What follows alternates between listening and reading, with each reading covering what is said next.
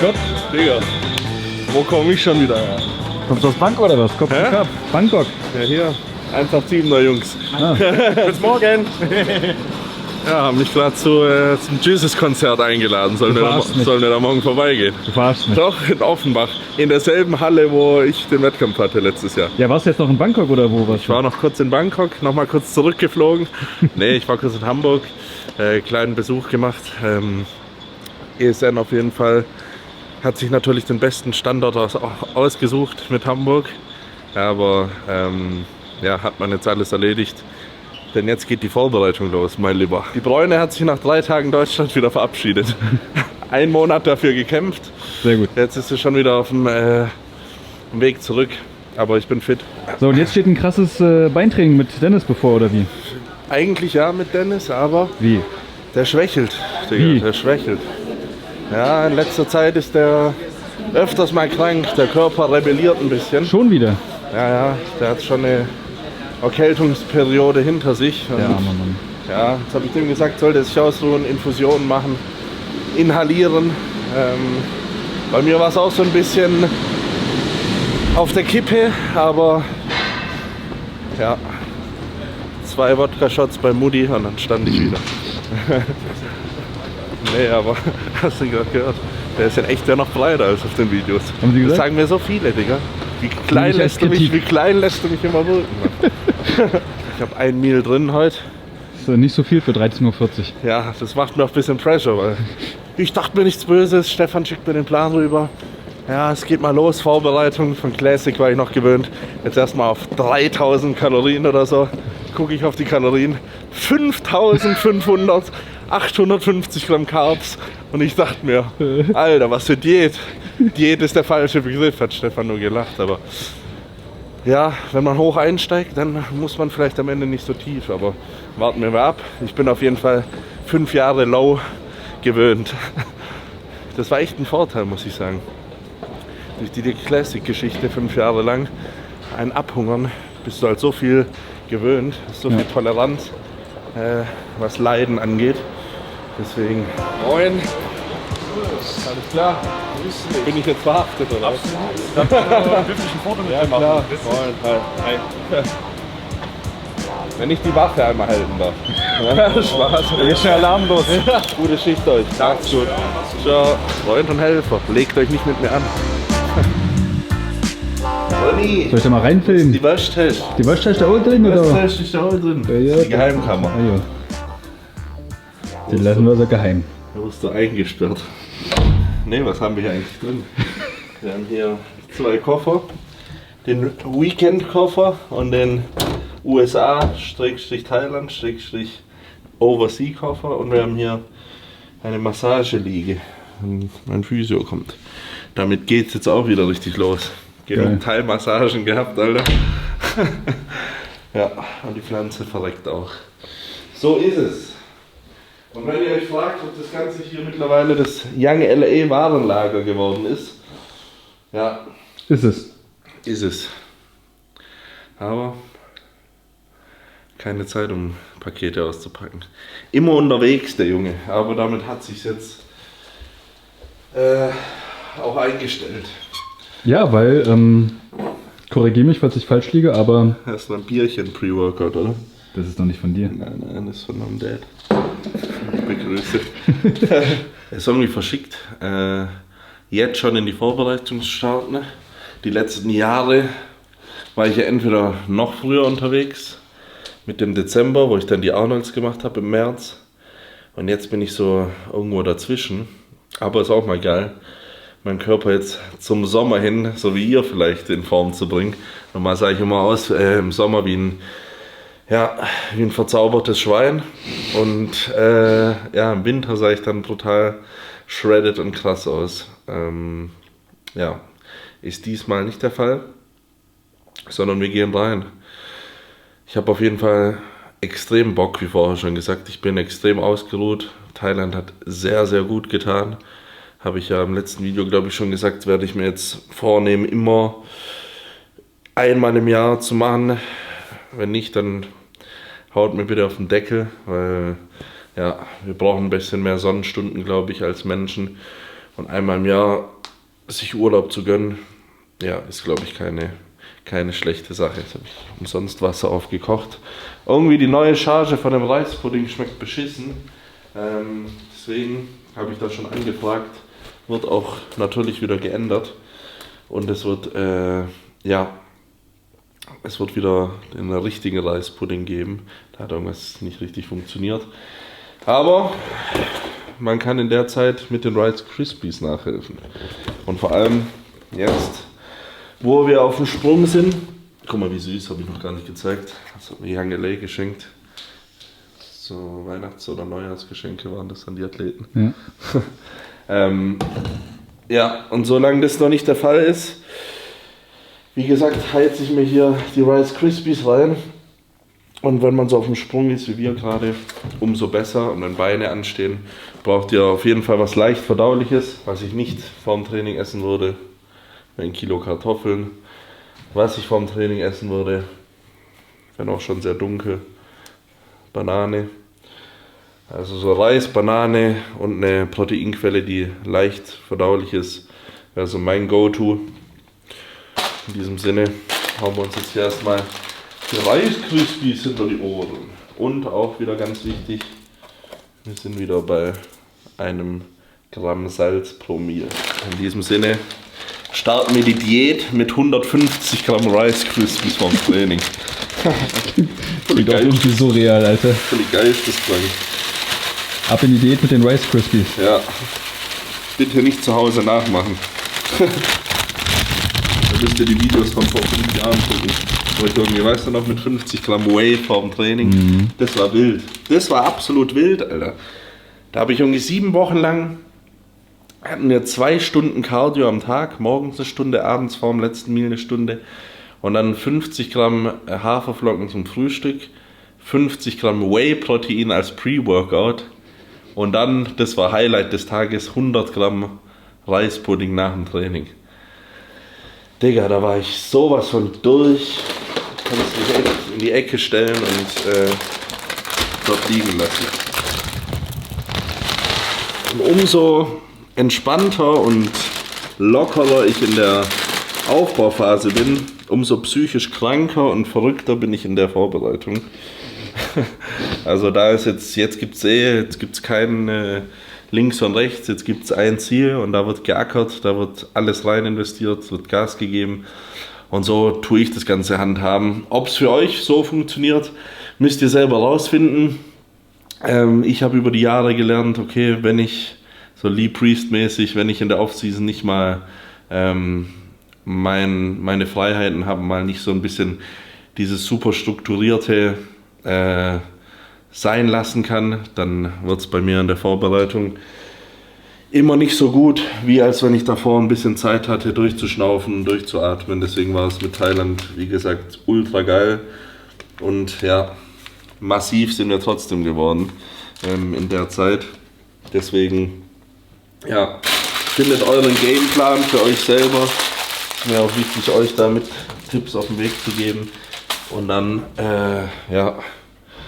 zieht auf jeden Fall durch. Wenn es heißt Vorbereitung, da könnt ihr hier nicht mehr irgendwie rumpimmeln, sondern da muss schon geackert werden. Das ist der Weight Rip. Nee. Oder warte mal, kommt jetzt der Weight Rip. It's gonna be the weight rip of our performance whey hydrolysate and isolate. That looks very good indeed. Ey, Wes ist so geil. Ich hab Shoutout an Wesley Wissers. Ich hab so ein Reel von dem gesehen, da sitzt er so dran. Übergenervt, man hat es in seinem Blick gesehen. Maybe I'm gonna be 5'6", oder? So mit der Größe bei der Arnolds. Aber vielleicht werde ich auch, also jetzt mal übersetzt, ich bin 1,90. Vielleicht werde ich aber auch bei der Arnolds 1,93. Vielleicht aber auch 1,95. Vielleicht aber auch 1,97. Also er hat es immer so getoppt, weil er, wie nennt er sich, die Eiche ist. Und die wächst ja bekanntlich so. Ja, hat er die anderen voll aufs Korn genommen, weil ja, Classic, Physik und Größe wissen ja. Ist ein Thema für sich. Ist ein Thema für sich. Auch ein Thema für sich ist auf jeden Fall der Kaffee. Das erinnert mich an den Haifi-Matt. Wer von euch Kali Masri noch kennt, letztens gesehen, der ist im Krankenhaus. Also alles Gute an der Stelle, wird er wahrscheinlich nicht sehen, aber der HiFi-Mat früher bestand aus Instant-Kaffee und Cola. Das haben liebe Grüße an Jamil, wo ich auf der Sportschule war, wir hatten keine Kohle für einen Booster, außer auf der FIBO haben wir halt immer tausende Proben mitgeschmissen und dann erst mal ein halbes Jahr Durststrecke überwunden. Aber wir haben uns sonst immer den HiFi-Mat gezündet, weil das war billig und das hat relativ gut funktioniert, hat halt extrem geschäumt. Ja, aber so waren die Zeiten früher.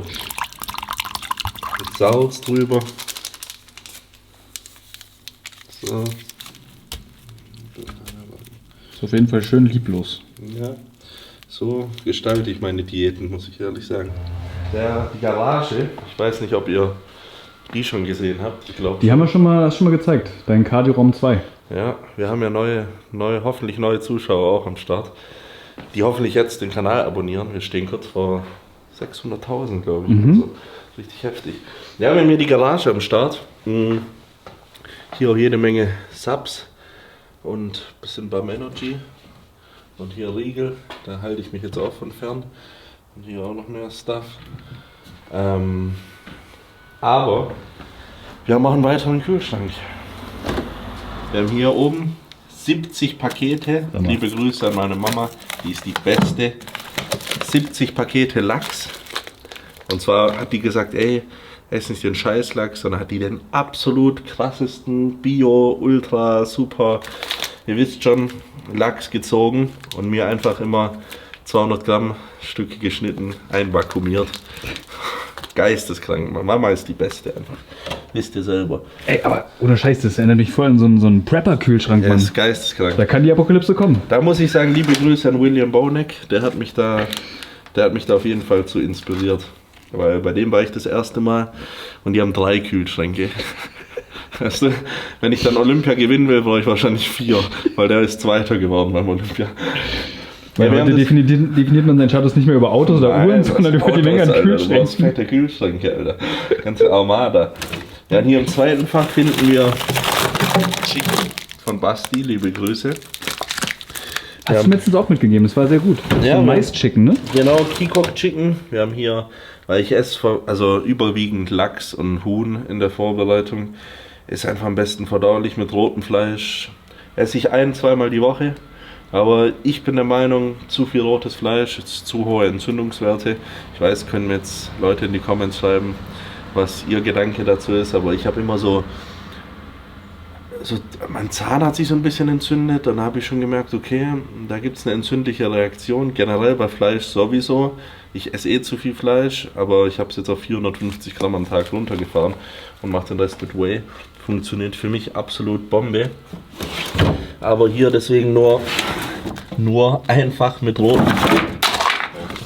Da ist mir der glatte Lachs lebendig geworden. Oh, und Eiklar. Wir haben einfach hier mit Eiklar und mit dem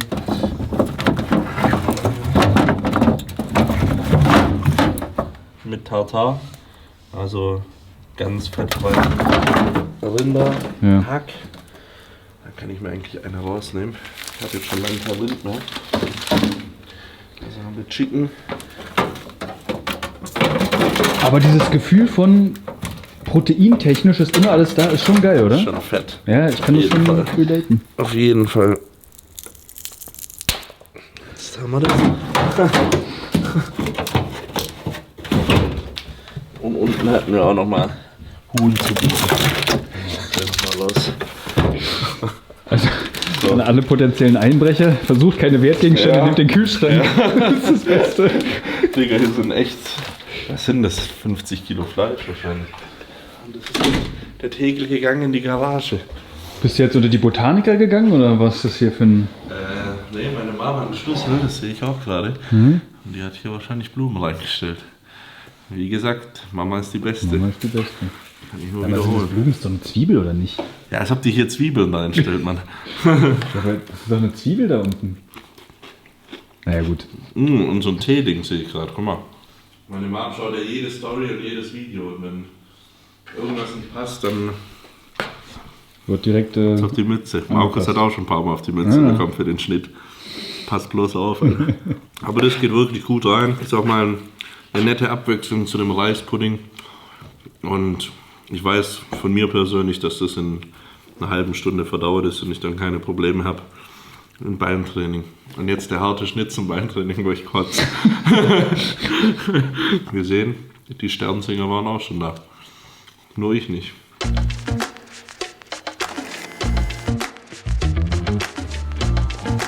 Hier ist das Gym eingebrochen, Alter.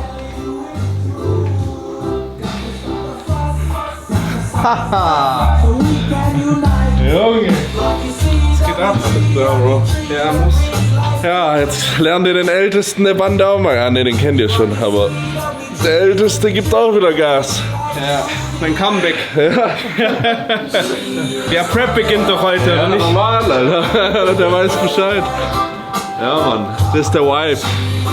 Die Brüder haben natürlich auch einen Gymschlüssel. Und gut, dass der da ist. Heute wird das neue Gerät geliefert. Geil. Jetzt musst du mal gucken, wo das Platz findet hier. Bleib mal auf dir raten, für welche Muskelpartie. Wade. Nee. Wade haben wir erst ein neues gekriegt hier. Wade ist neu da hier. Okay, dann, Markus, verdammt nochmal. ja gut, also, deine Brust ist jetzt auch nicht so groß. Nein, Alter, für den Rücken. Du Wichser. Ein neues Rückengerät. Ey, gestern hatte ich es auch erst drüber in Hamburg. Mit Tobi, liebe Grüße an Tobi. Haben wir auch zusammen trainiert. Und wir meinten beide so, weil er auch ein eigenes Studio hatte. Wenn man es schön stellt, dann so wie jetzt. Aber man kann es auch dreckig und eckig stellen, dann passen da nochmal 20 Geräte rein. Deswegen. Solange wie du es nicht wie der Kollege aus Italien einfach stellst. Das war auch wild. Ja, aber vielleicht tatsächlich da, wo der Gewichtsständer ist, da mal dazwischen. Und ich überlege ernsthaft, die Plattform da rauszuhauen. Stefan lässt mich keinen Kreuzheben mehr machen. Ich habe dich noch nie Kreuzheben machen sehen. Ja gut, so Stiffleg doch schon mal damals im Bunker. Früher habe ich viel gemacht. Im Bunker wollte ich gerade sagen. Habe ich da 250 und so gebolzt ohne Ende. Aber der Unterrücken überwiegt und wir wollen woanders mehr draufklatschen. Deswegen, ja, sieht zwar geil aus, hat auch LEDs und so, aber da kannst du 1, 2, ja, fast schon 3 Geräte hinstellen. Ja, die ist richtig geil. Auch eine Prime-Maschine. Man muss dazu sagen, Nachbaumaschine. Ich bin eigentlich nicht so der Fan von Nachbauten. Also hier ist alles original, aber die Maschine wurde mir empfohlen und mein Kollege hat die, deswegen habe ich sie mal bestellt und die wird ausprobiert. Aber es ist sehr, sehr geile Rückenmaschine. Das haben wir sogar auf Video. Die haben wir beide entdeckt in Vegas, wo ich mir mit Stefan vom Olympia Rücken trainiert habe. Und das war diese goldene, ich weiß es doch immer noch, diese goldene Maschine für Rücken. Diese Low Row, oder? Genau, die Low Row. Und die habe ich jetzt auch geordert. Statussymbole eines richtigen Bodybuilders ist also nicht nur keine Uhr und kein Auto. Und nicht nur der volle Kühlschrank, sondern auch ordentliche Geräte. Ungefähr 20 Rückengeräte. Es kommt nur auf Geräte und vollen Kühlschrank an, Alter. Und den Arm, der aus dem Fenster hängt. Weißt du, scheiß auf die Karre, Mann. Das ist mir alles bewusst geworden, so ein bisschen. Jetzt, als ich in Thailand war, so. Ich habe die Menschen gesehen. Ich bin so ein Typ, ich habe mein Leben lang schon immer so Menschen beobachtet und studiert. Und ich habe die Menschen dort studiert und dachte mir echt so, Alter, Digga, die haben echt so wenig und die waren so happy. Hast ja auch in den 2 Tagen, wo du da warst, mitbekommen. Ja, und deswegen habe ich versucht, viel da von denen mitzunehmen, von dem Mindset, was die haben. Und versuche ich jetzt auch an euch so ein bisschen zu übertragen. Ja, dass wir in dieser Statussymbolgesellschaft, in der wir leben, ja, nicht unbedingt immer das brauchen, was man auf Social Media sieht oder was denkt, was wichtig ist, worauf es im Leben ankommt. Weil, ey, wenn die es in Thailand schaffen, glücklicher zu sein als wir, haben wir ein ganz dickes Problem, Alter. Weil klar zahlen wir einen Arsch voll Steuern und so und haben jetzt nicht das ganze Jahr das super Wetter, aber wir haben so viele Vorteile hier in Deutschland trotzdem, ja, dass wir uns da einfach selbst am Schlawittchen greifen müssen. So, wenn man hier reinkommt, muss man ganz 100 Kilo Bankdrücken machen. Und dann darf man das Gym betreten. Im Dust Gym, liebe Grüße nach Wien, im Dust Gym war das auch so. Wir hatten immer so eine Schlaufe, wenn du einen 50er Arm hast, durftest du gratis trainieren. Hier ist so, machst du 100 Kilo auf die Bank, darfst du trotzdem hier trainieren.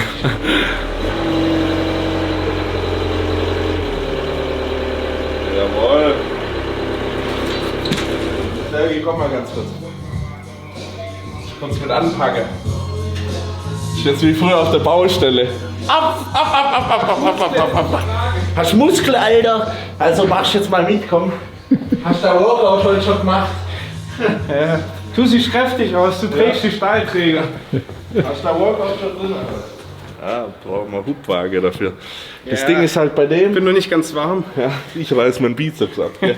Ich weiß Scheiße. nicht, was ein Hubwagen ist, Alter. Aber die hätte ich schon Warst du noch nie auf der Baustelle? Verdammt normal. Er hat noch nie richtig gearbeitet, wie die Leute sagen. Ja, dann weiß ich Bescheid.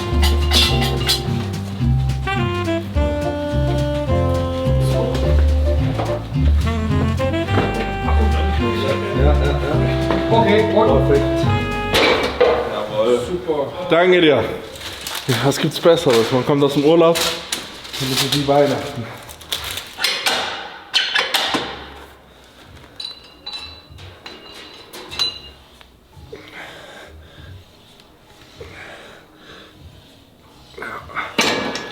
Damit werde ich viel Spaß haben jetzt.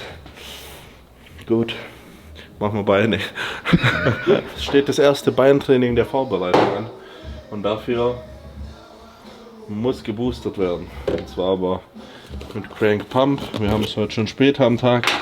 In der Vorbereitung lege ich sehr großen Wert auf Schlaf. Sehr großen Wert.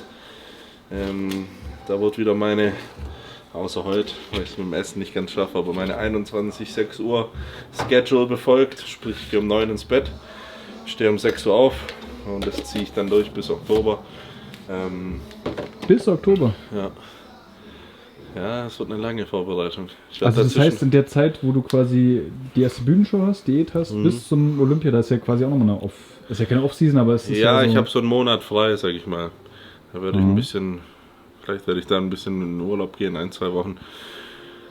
Aber sonst geht's das Jahr ziemlich durch und da habe ich immer diese Regelung und da fahre ich auch am besten mit. Das Witzige ist, ich brauche dann irgendwann gar keinen Wecker mehr oder sonst was, sondern du bist einfach maschinell und ja, bist da am Start. Natürlich mittags schlafe ich auch noch mal 1-2 Stunden. Aber ja, da wird richtig durchgezogen. Und es gibt mir auch immer so eine, ich weiß nicht warum mein Körper, mein Geist so tickt, aber ich brauche immer diesen Tag X, dass ich so durchziehe und dieses Ziel vor Augen. Und wenn ich jetzt wieder so den Tag habe, wo ich ready sein muss, da bin ich so wie so ein Roboter, da arbeite ich wie eine Maschine. Und das ist ein geiles Gefühl, deswegen lade ich jeden herzlich dazu ein, mit mir mitzumachen. Sucht euch irgendeinen Tag oder die FIBO am besten, haben wir eine geile Challenge am Laufen. Sucht euch die FIBO als Ziel und gebt da Gas, sozusagen mit einem Tag, wo ihr Stichtag habt, ob es jetzt euer Urlaub ist mit Familie, ob es jetzt ein Fotoshooting ist, was ihr verabredet. Aber glaubt mir, ein Tag, den ihr euch auswählt und darauf hinarbeitet, der wird euch richtig motivieren und ihr werdet da richtig gut durchziehen können. Das bringt mich direkt wieder zurück nach Thailand. Ohne Witz, seit du es vorher zu Hause gesagt hast, ist so, ja, kommen gleich Erinnerungen hoch. Also, leg mal los, genug gequatscht heute. Es wurden alle Dinge erledigt, die erledigt werden müssen. Jetzt kann Gas gegeben werden.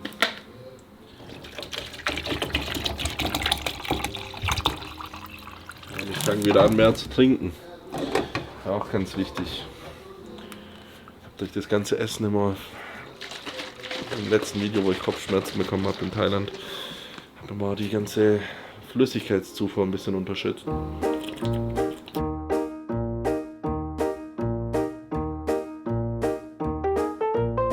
Zu Hause ist doch echt am schönsten hier, muss ich ganz ehrlich sagen. Die Geräte, der Vibe, so. Familie noch am Start, so kann man Gas geben. Nur ich merke, es wird immer dunkler hier. Es ist der erste Winter in in der Bude. Fangen an mit Adduktoren. Bisschen umgestellt. Das ist heute quadlastiger Tag. Ich mache nur am Ende eine Beinbeugerübung. Für alle, die es interessiert, wie ich gesplittet habe. Weil ich glaube, in der Open, im Schwergewichts-Bodybuilding braucht man einfach auch freaky Beine. Und um die richtig freaky zu kriegen, bedarf es auf jeden Fall einen einzelnen Hamstring-Tag. Weil ich glaube, du kannst halt auf einer Olympiabühne nicht mehr mit einer guten Brust oder einem guten Rücken schocken. Kannst du schon, aber ich glaube, wenn dir da so ein halbes Lamm hier hinten raus hängt, wenn du dich zur Seite drehst, ich glaube, das schockt dann richtig. Und deswegen versuche ich eher solche Muskeln, von denen man nicht denkt, dass die brutal freakig werden können, die versuchen freakig zu kriegen. Geil. Hier merkt man dann auch, wie stark man geworden ist, Alter. Ist geil jetzt zu sehen, okay, krafttechnisch ging was vorwärts. Hast du dich denn mal gewogen jetzt eigentlich am Ende der Off-Season?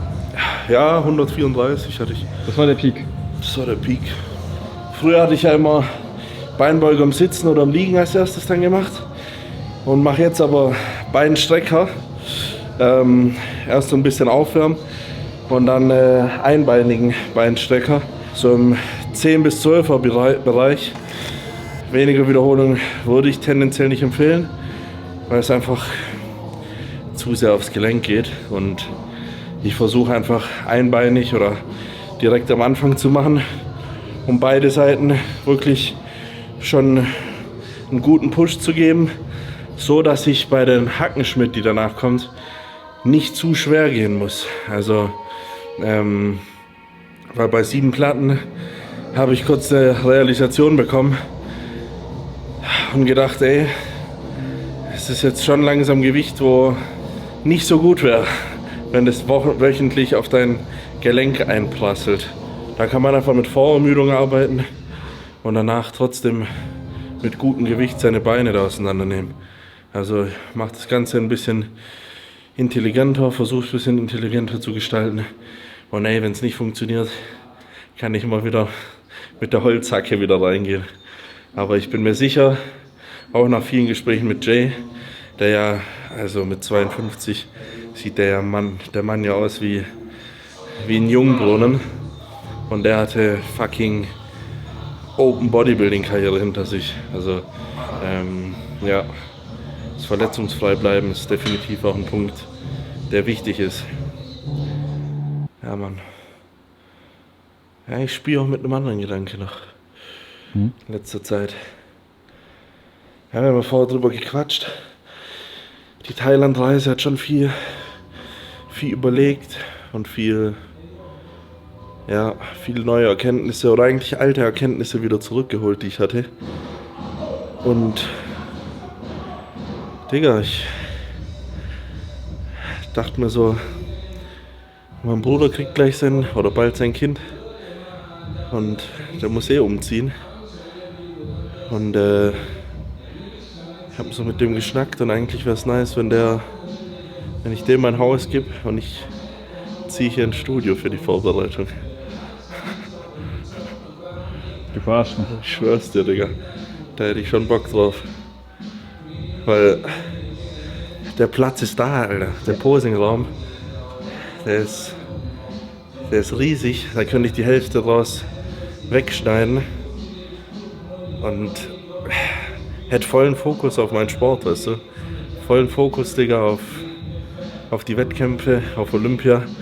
Und auch irgendwie so, war es immer schon mein Traum, so mal, weißt du, das richtig zu leben, so. Ich meine, ich lebe schon richtig seit 10 Jahren, aber so, hey, warum nicht? Weißt du, ich bin 27, Alter. Ich kann danach immer noch sagen, ey, ich nehme mir eine Bude, so, weil hier ist alles da, was ich brauche. Ja, eben nicht. Kein Bett, keine Küche. Ach, Digga. Wo willst du das? Wie stellst du das vor? Kann man kurz reinschrauben da in das Ding. Easy going. Ja, und Küche? Pragmatisch. Ja, Alter, ich habe hier die Küchenzeile, da kann ich noch ein Brett hinmachen, da kann eine Mikrowelle drauf Kann ich noch ein Brett hinmachen? Ja, Das was ist aber schön leicht vor. Ja, leicht, Digga, was ist leicht im Leben? Ich glaube halt, das wäre krass. Es ist theoretisch schon möglich, aber ich meine, du hast so ein geiles Haus, Alter. Das ist doch voll das Downgrade, oder nicht? Was heißt Downgrade? Ich finde,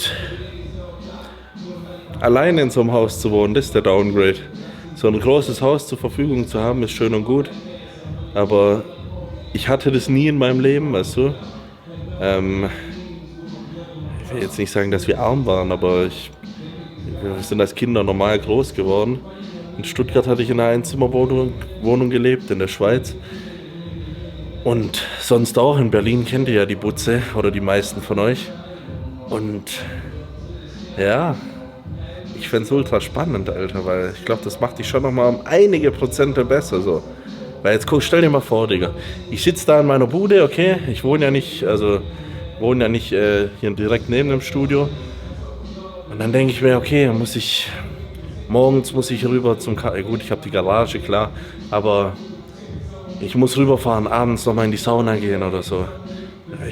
Zum Dehnen gehen. Dann, wenn ich mein Posing übe, fahre ich immer hierher und tue mein Posing üben im Posingraum. Und die ganzen Punkte,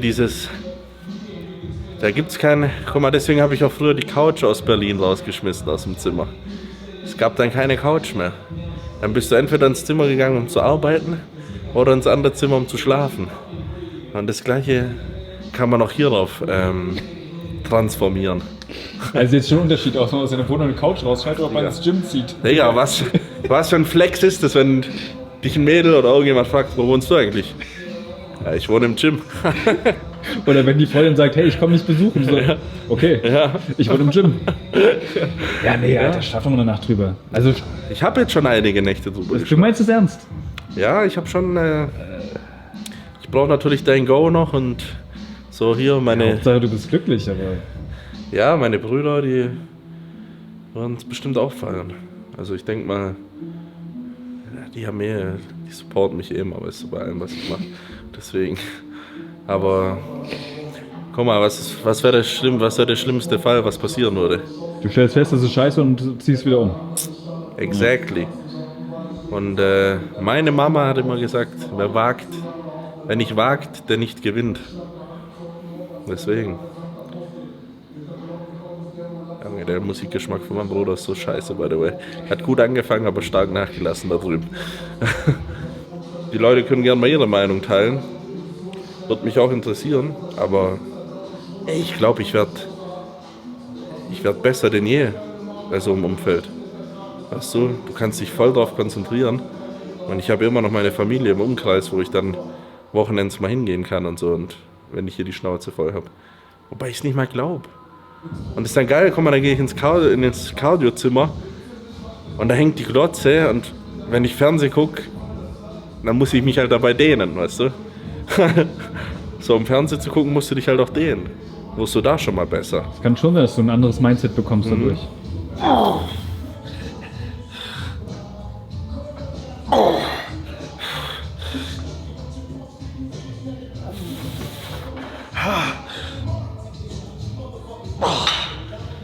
Boah. Beinstrecker aber auch so eine geile Übung einfach. Ohne Witz. Ist zwar nicht so Texting fürs Nervensystem, also es schießt euch nicht so weg, aber muskulär, da knallt es schon gut rein. Muss man halt aufpassen, einfach wegen Knie. Deswegen, ich verstehe die Leute nicht, die da echt einen ganzen Stack irgendwie auf 5 Wiederholungen machen, einbeinig. Wird sich mein Knie sowas von verabschieden. Auf jeden Fall in den nächsten paar Wochen. Ein Beidbeinigen mache ich aber noch. Ein bisschen mehr Wiederholung. War jetzt schon auch im 9 bis 12er Bereich, aber jetzt will ich auf jeden Fall einen 12 bis 15er noch, bevor wir in die Hackenschmidt gehen.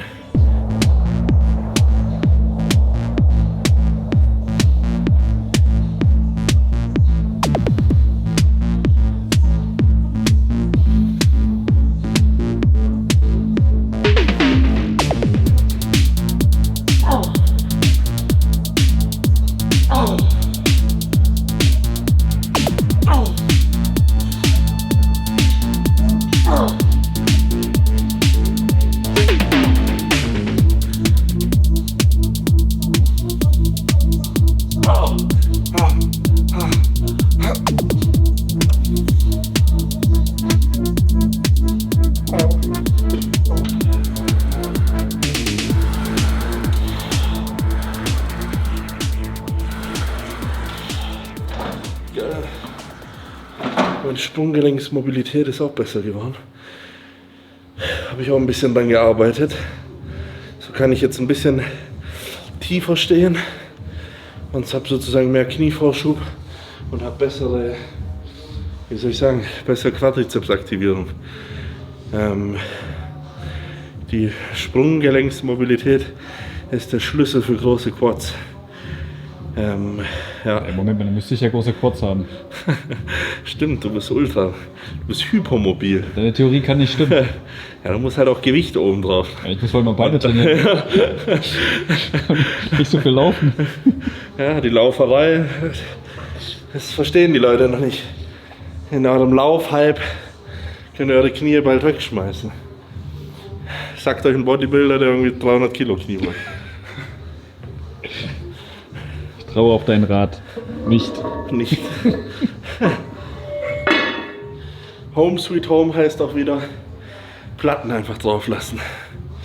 Auch herrlich. Was ich aber negativ merke, ist der Monat ohne Cardio. Ich bin schon gut aus der Puste. Deswegen wird ab morgen wieder damit begonnen.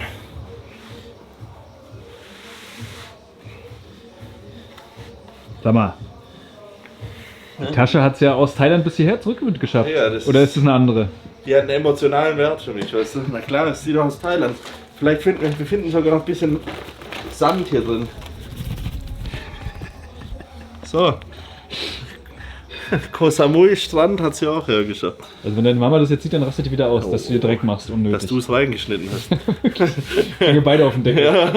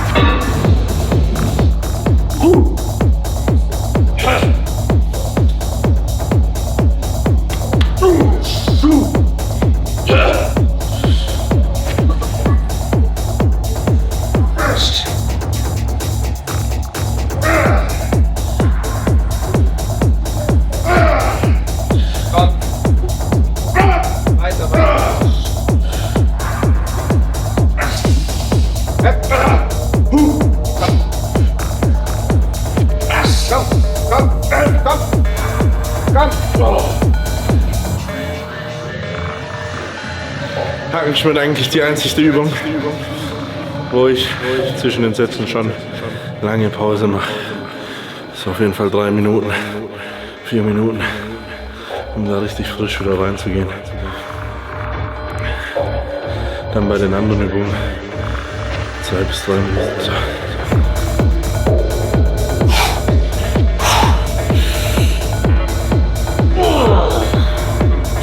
Danke.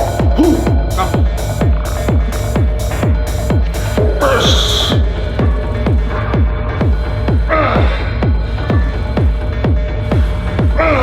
Weiter, jetzt komm.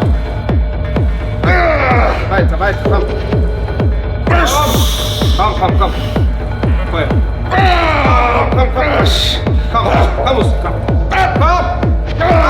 Jawohl. Komm, jetzt. Feuer. Okay. Ja, war gut. Ja, echt gut. Dann machen wir Beine mal. Ich mach keine Beine. So gute Beine. Das war Okay, der letzte Leg Day. Ehrlich. Keine Ahnung. Dazu will ich keine Aussage machen. 5 Monate auf jeden Fall. Junge. Markus hat auch gesagt, verschenktes Potenzial. So, es gab einen kleinen Reifenwechsel hier. Die mache ich gern hier bei der Kniebeugebewegung. Denn das sind Gewichtheberschuhe. Die haben hier so einen Absatz hinten, der ist hart. Und dann kannst du halt noch besser dein Knie vorschieben. In der Hackenschmidt und bei den Beinpressen mache ich die nicht, weil Stefan gesagt hat, ich soll die da nicht machen. Ich habe es mal da gemacht, es hat sich okay angefühlt. Wo ich aber einen richtigen Vorteil merke, ist bei dieser Pendulum Squat und wahrscheinlich dann auch bei normalen Kniebeugen. Habe ich früher auch benutzt. Gibt es noch Videos im Bunker von uns. Da habe ich mit denen gebeugt. Und ich finde, da kann das Sinn machen. Müsst ihr jetzt da irgendwie direkt was bestellen? Müsst ihr nicht. Ihr kriegt garantiert auch dicke Beine. Ohne Kniebeugenschuhen. Aber es gibt einmal ein paar Prozent mehr. Und ich versuche halt auf dem Level, wo ich bin, jedes Prozent rauszuquetschen. Danach letzte Übung für Quads, die Beinpresse. Dann haben wir 4 Übungen. Und da nehme ich dann wieder normale Schuhe. Ihr merkt, ich bin locked in wieder, ich bin fokussiert. Das ist ein bisschen Kontrast zum Thailand-Video. Dass sich viel mehr Leute aus der Lifestyle-Content gewünscht. Dem gehen wir natürlich nach, wenn die Zeit dafür ist. Nur jetzt ist nicht die Zeit dafür, jetzt ist die Zeit zum Arbeiten, zum Gas geben. Und ja, wir nehmen euch trotzdem so auch mit. Im Gym bin ich ein bisschen fokussierter, das wisst ihr ja. Ich gebe da mehr Gas, da bin ich in meiner Zone. Das sind meine 1,5 Stunden, wo ich fokussiert bin. Und sonst bin ich ja immer... Ich weiß ja, wenn du 23 Stunden am Scheiße bauen bist, entweder so mit Leuten oder in deinem Kopf gefühlt, dann ist auch mal wichtig, dass du die Ernsthaftigkeit hier beibehältst. Jetzt, komm. Komm, noch ein. Komm. Komm. Sehr schön. Ah, fuck. Geil. Die ist so gnadenlos.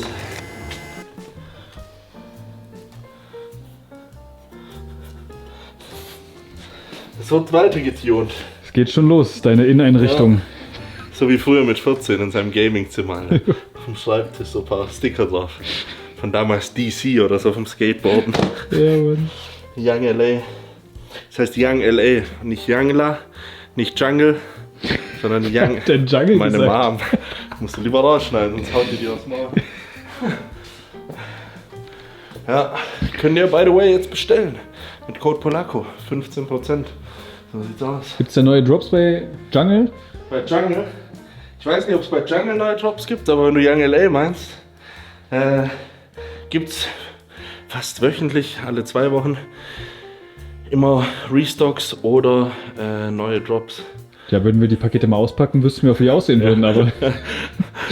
Digga, ich bin halt auch, was das angeht, so, Frauen sind da so, die kriegen was Neues und sind dann noch voll so am Auspacken und bei mir liegt es daheim rum und ich muss es erstmal auspacken. Wenn es dann ausgepackt ist, habe ich meinen Spaß daran, aber Okay. bewerb dich jetzt als Auspacker bei Urs Kaliczynski. Ich komme ja nachher mit, ich werde das übernehmen. Ja. Sodass im nächsten Video hast du eine schöne breite Palette an Sachen, die du zeigen kannst. Let's go. Wenn nicht, könnt ihr auch einfach auf der Website vorbeischauen und euch dort anschauen, was es gibt an viel hübscheren Models als an mir. Also ich finde dich schon gut aussehen. Danke, das hat mein Bruder auch vorher gesagt. Da dachte ich mir, was hast du verbrochen, Junge? Der Urlaub hat gut getan. Jetzt noch so 2-3 Wochen, dann sehe ich wieder scheiße aus. Mann, die Diät macht dem ja echt zu schaffen. Der sieht ja aus wie 70. Das ist nicht die Diät, sondern das ist das Leben. Okay. Du passt ja kaum noch rein in das Gerät. Weil bei der Pendulum hier schon knapp, aber hier ist ein anderes Level. Das ist nicht einfach.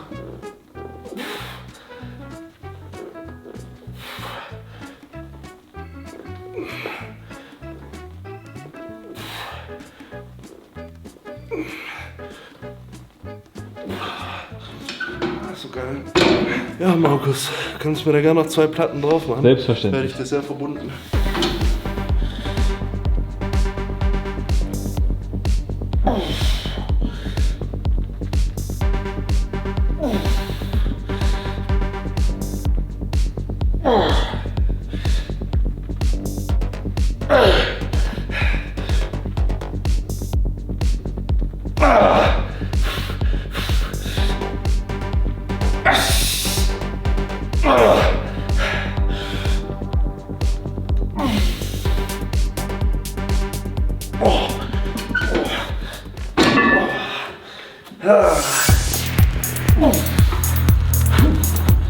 Okay.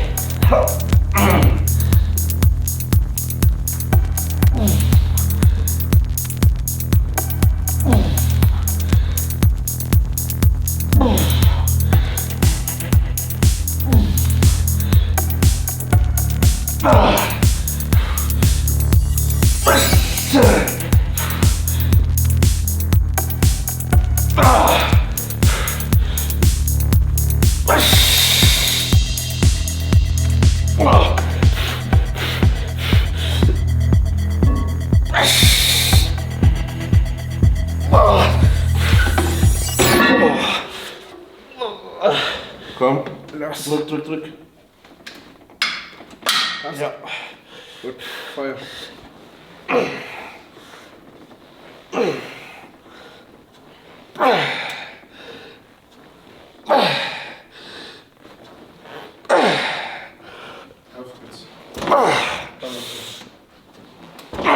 Jetzt zählt's, komm. 5, 4, 3, 2, 1. Noch ein. Komm. Okay.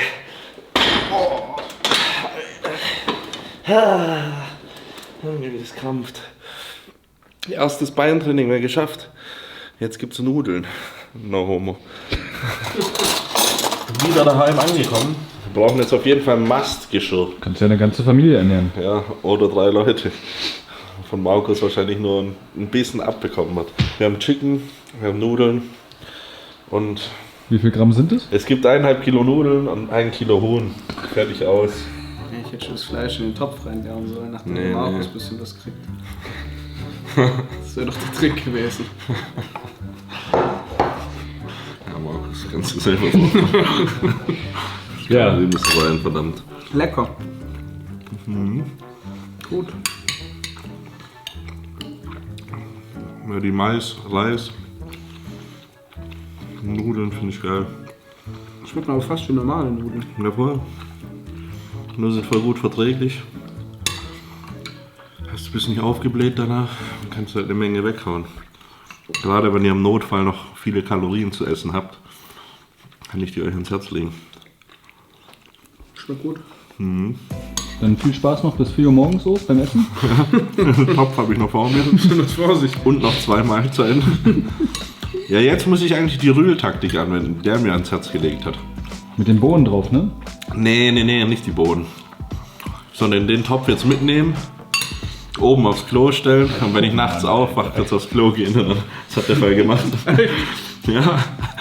Und dann mit dem Löffel einfach den schon drin haben und dann so mit halb geschlossenen Augen so viel essen wie es geht und dann wieder hinlegen. Oh mein Gott.